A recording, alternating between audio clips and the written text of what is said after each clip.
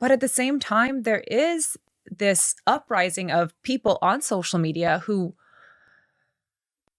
are wanting justice for things and wanting to see the full picture. And I think that you have benefited from that as well. And it makes me feel so, as your friend, like so happy for you, because people on social media, especially in like TikTok and this younger generation, really understand what you went through. Whereas back then, oh man, like it was so much judgment, especially from other adults who were like way older than you and a completely different generation. So a generation where they expected children to be more mature really early on, to understand. And there wasn't this understanding of how like our frontal lobe doesn't really develop until we're like in our mid to late 20s, and the choices we make stay with us for so long. Really? Yeah. No, but wait, it's so interesting to me is because I know you as all these wonderful things of kind and smart and funny and brave, and you're an advocate. And so I wasn't surprised at all when you were awarded this Impact Award last year.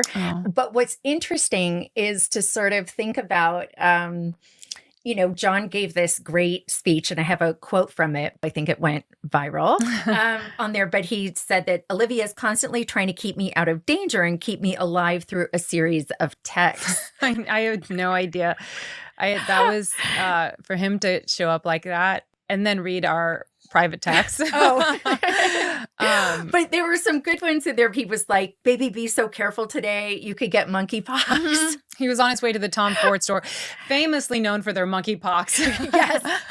Yeah. And I had heard or read online about people going into stores and trying on clothes and getting monkeypox from the people who had tried it on previously. Right. And it did scare me, and I wanted him to know.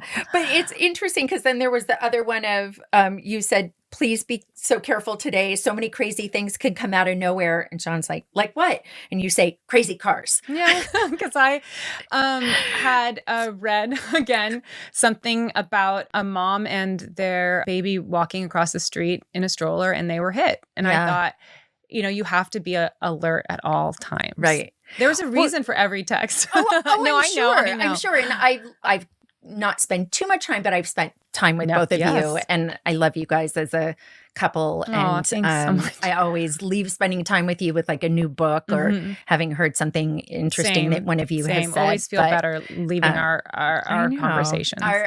But it's interesting because I have been thinking about that, your Impact Award, and how funny that speech was. And so it's just interesting to hear like how you were in your youth of kind of this like karate Olivia, badass, going to stand up to the bullies, and then contrast that with the anxiety, right? That comes in and the nervousness there. And were you anxious at the same time when you were younger, or is this something that came later in life? I was anxious, but I didn't understand that it was anxiousness. Yeah. I mean, you're younger than I am, but I don't know for you, but I know for me growing up, the anxiety was not a word that was used. It was like, oh, my stomach hurts. No, it was,